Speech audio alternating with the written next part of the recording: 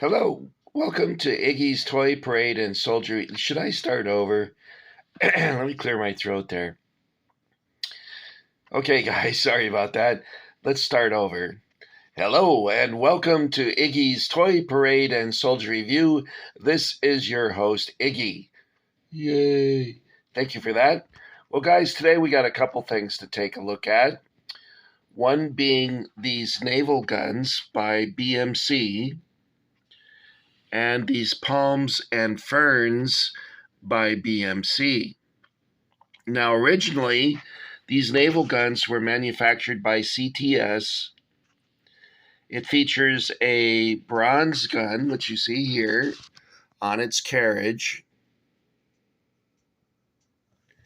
and then an cast iron gun on its carriage. Of course, these are not actually made of metal, although that would be really cool.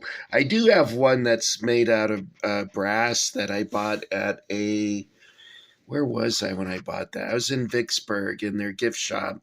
They had a naval gun like this that had a pencil sharpener in the front of it there. Now, these are often referred to as naval guns.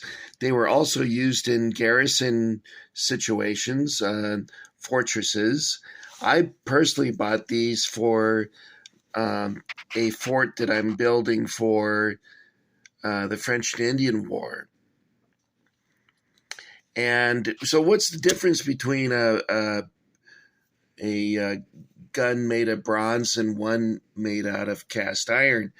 Well, the advantages of a bronze gun over a cast iron is that it had a twice the life expectancy of a regular cast iron gun. They were also lighter. They weren't as heavy as the iron ones. They were made out of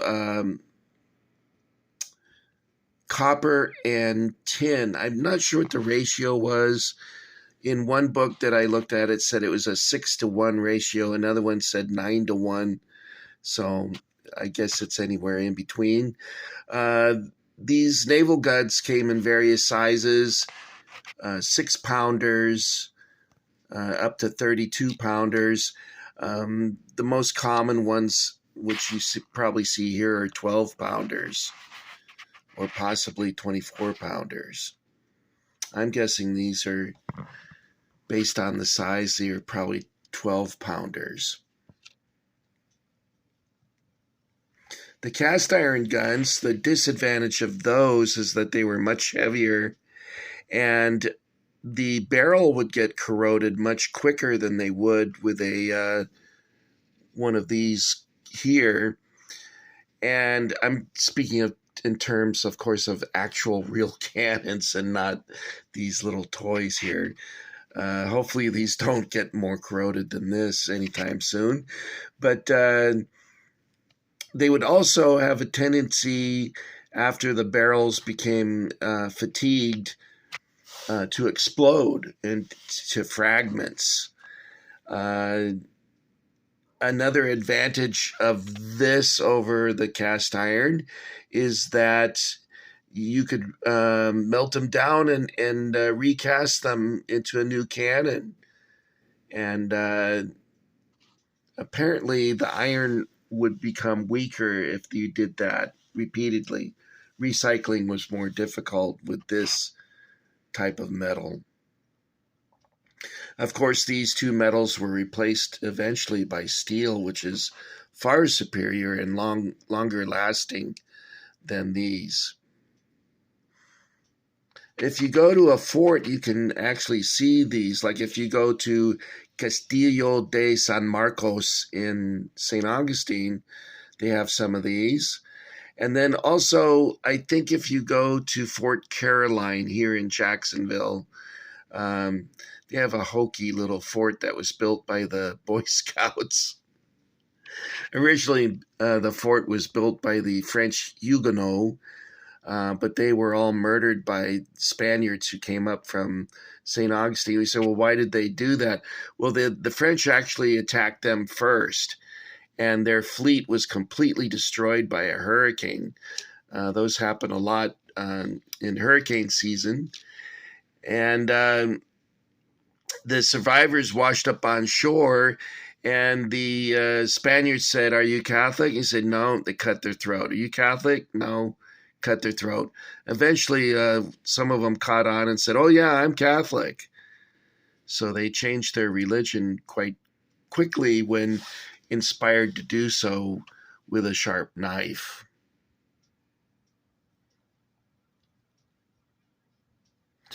So like I said, these will go well if you're doing a pirate scenario, or you're making a ship, or French and Indian War garrison duty. These would be perfect for that purpose. They came in this package here, Naval Cannon by BMC. Like I said, originally they were CTS. Let me see if it's, in fact, it's still marked. See that? CTS 1996. I had purchased a pair of these from Classic Toy Soldiers. It must have been in the 90s when I got those.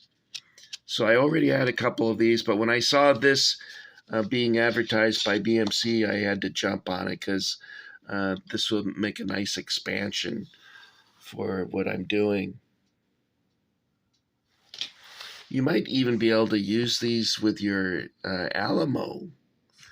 Although this carriage seems a little fancy for the Alamo, but that's neither here nor there. All right, next up is these ferns and palm trees.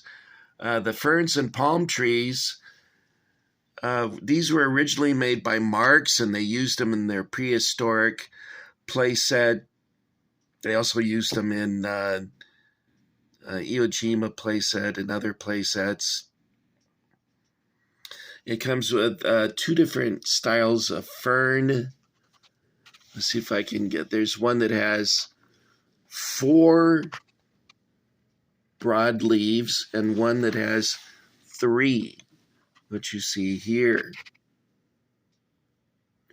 Then it has 3 varieties of palms. It has a double palm, which you see here, which is taller, a shorter double palm, and then a single palm. Now, these palms would work well if you're doing a something like Guadalcanal or Saipan. Also works well for sort of a Pirates of the Caribbean scenario, or a French Foreign Legion scenario. Palms are of course, all through North Africa, Morocco, Algeria, Tunisia, Egypt. They all have palms. So I'm not trying to palm something off on you.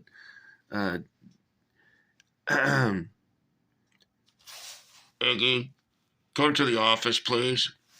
Oh, darn it.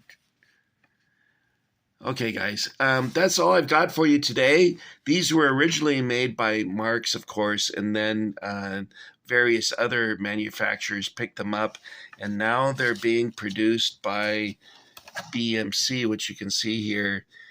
And it comes with a nice group, 16 pieces. And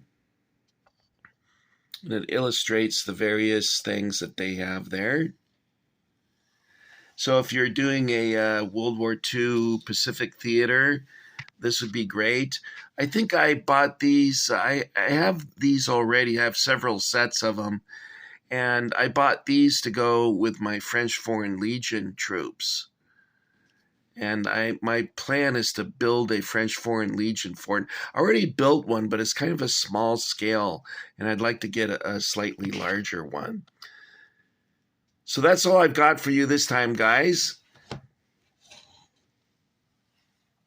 I guess I should show you the background there. This comes from a book called Pirates and Buccaneers by a French author. I think his name is Giles Lacroix? No, let me take a look because my memory is shot. I read this book some time ago, so I'm starting to forget. Okay, Giles Lapouget. I'm not sure if I pronounced that correctly. That's a pretty cool book. It's richly illustrated too, by the way. All right, guys, that's all I've got for. Look at that, hidden in the background, a Civil War book. All right, guys, thanks for getting Iggy with it. I always appreciate it when you guys come by to see what's happening here with the Iggy Army. And if you want, if you like, and if I don't twist your arm, you could go ahead and subscribe to my channel. I think next up I'm going to have feature Russians. But I thought before I did that, I would buy a couple of Russian tanks to display with the Russians. I don't want to be Russian into something. That's all, folks. Okay, guys, that's it for me. We've been going to a diner a lot. Why don't we just take our bicycles down to the gas station and open up their Coca-Cola freezer and get some popsicles? Oh, you know what? Even better, a Nutty Buddy. Do you guys remember Nutty Buddies? Oh, God, those were so good. What they make now are really tiny, but a Nutty Buddy back in the day, of course, was a cone, what they call a sundae cone, with a big scoop of vanilla ice cream with chocolate over it and nuts. And I'm not nuts for the nuts, but it's so good you gotta have it. The ice cream was like this. I'm not kidding. It was huge. What you get now is more like this, so it's quite a big difference from the old Nutty Buddies. Nutty Buddies were named after the guy who invented them. His name was Buddy, and he just called it a Nutty Buddy. But we could go down to the, maybe the gas station might have something in their Coca-Cola chest out front. What's really nice about that is you open up the cooler on a hot summer day and you see all the cold air come out in like mist form, almost like a fog. That was great. Oh, and it felt so refreshing to stick your head in there. Anyway, that's all I got for you this time, guys. Thanks for getting Iggy with it. And I'll be seeing you next time. So make sure you're there. Bye, guys.